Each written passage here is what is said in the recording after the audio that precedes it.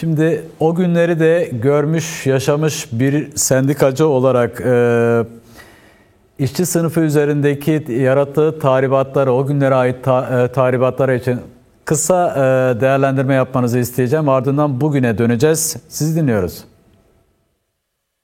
Öncelikle 12 Eylül cuntacılarını lanetle kınıyorum. Aynı zamanda onu devam ettiricilerini de. Tabii o günkü koşullarda aramızdan ayrılan arkadaşlarımızı saygı, sevgi ve hürmetle anıyorum. Şimdi 12 Eylül bildiğiniz gibi bir toplumsal muhalefetin alabildiğine yükseldiği bir süreç. Aynı zamanda hem uluslararası sermaye hem de Türk sermayesinin istediğini elde edemediği, dolayısıyla uluslararası sermayenin de yol açılması bakımından 24 Ocak kararları uygulanması gerekiyordu. 24 Ocak kararları esasen sadece işçi sınıfı değil, toplumun tüm kesimlerini ilgilendiren bir durum söz konusuydu. Dolayısıyla 24 Ocak kararlarının uygulanabilmesi için de başta işçi sınıfı olmak üzere toplumsal muhalefetin susturulması gerekiyordu. Takrir-i sükun yasası dedikleri tarihte uygulanan, yani toplumu susturma yasası gündeme gelmesi gerekiyor. Bunu 12 Eylül darbesiyle yaptılar. Hakikaten bu konuda ki bunun uluslararası sermaye tarafından yapıldığı, zaten ABD emperyalizminin bizatihi yetkilileri tarafından bizim çocuklar bu işi başardılar şeklinde kutlamışlardı. Dolayısıyla 12 Eylül darbesi toplumsal muhalefetin tamamen susturulması ve bir deyim yerindeyse teşbihde hata olmaz, deli gömleğinin topluma giydirilmesi çabası olarak nitelemek gerekiyor. O günden bugüne, belki buradan bağlamak gerekirse siz sorunuzu soracaksınız İbrahim Hocam. O günden bugüne 12 Eylül'ün ruhu yaşamaya devam ediyor. Peki, ve biraz detaylandırmanızı isteyeceğim. Şu anki çalışma yaşamı üzerindeki etkileri ne? Yani geçmişte grevler yasaklanmıştı, işte sendikalar kapatılmıştı.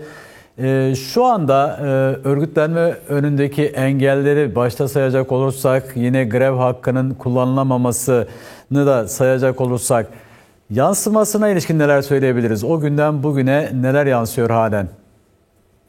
Şimdi İbrahim Hocam, zaten söz, eylem, örgütlenme hem toplumsal bakımdan söylüyorum hem de işçi sınıfı bakımından esasen 12 Eylül'ün atmış olduğu temeller hala yerinde duruyor ve bu temeller üzerinden ondan sonraki gelen siyasi iktidarlar ve saray rejimine dahil olmak üzere bu 12 Eylül'ün atmış olduğu temeller üzerinden yükseliyor. Burada bir geri adım söz konusu değil. Burada bir yumuşama, burada bir genişleme söz konusu değil. Aksine daralma söz konusu. Yani mesela 12 Eylül'den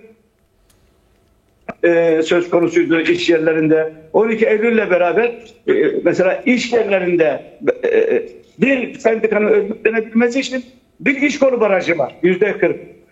Bir ülke barajı var. %1.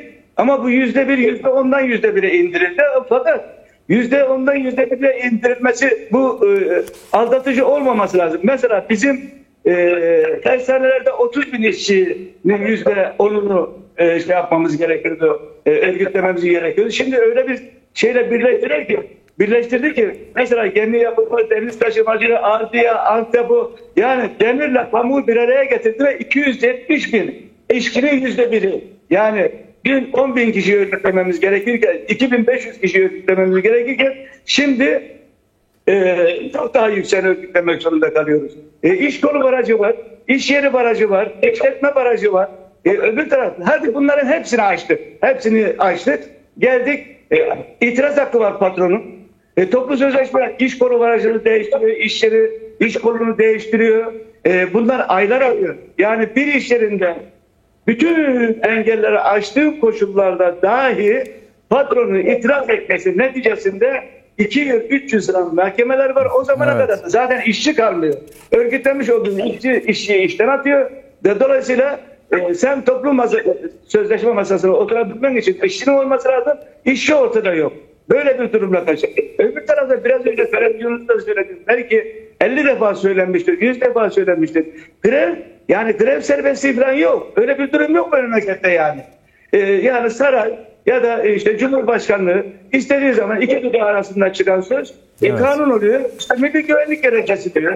Sağlık gerekçesi diyor. Bu zamana kadar onlarca grev ya ertelendi ki ertelenmez demek yasaklanmak demektir. Evet. Yüksek Hakem Kurulu'na gidiyor biliyorsunuz.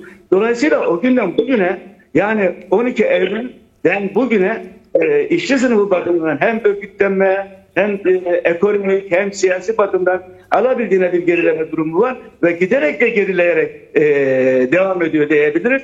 Bunu şöyle söyleyeyim hocam. Yani zaten yani 12 Eylül'ün anayasada 177 maddesi var.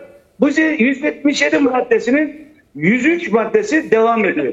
Fakat Evet. burada bir şey daha söylemek isterim. Bu 12 Eylül sadece eğitim sınıfına sınırlamamak lazım.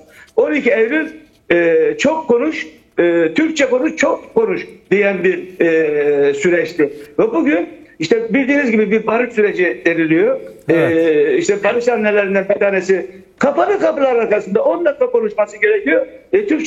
Kürtçe konuşamazsın deniliyor.